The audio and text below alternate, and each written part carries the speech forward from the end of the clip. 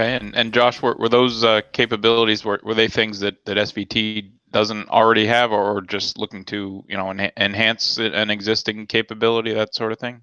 So the structured cabling piece is definitely an add-on. However, the physical security piece, we have a physical security practice. It's just not nearly as robust as Secant's.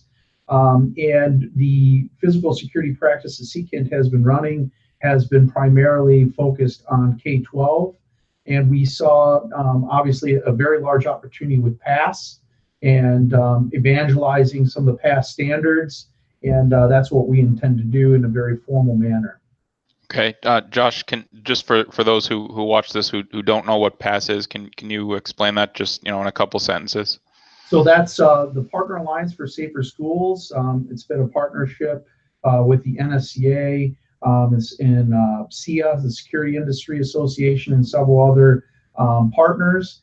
You can access it at passk12.org and gain a lot of, for the integrators out there that might be watching or listening, gain a lot of access to knowledge that you can share with your prospective customers in private and K through 12 for that matter, and some campus environments.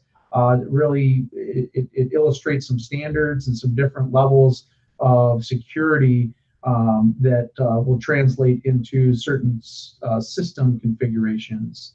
So that's hopefully that helps. Yeah, Craig, if I could add to that, because Secant was really well entrenched with the A&E firms in Michigan, if we can take those new guidelines and start at the design level with the A&Es to make sure that it's designed properly to be integrated easily and effectively, I think that's a big plus for SVT bringing in the Secant family to that.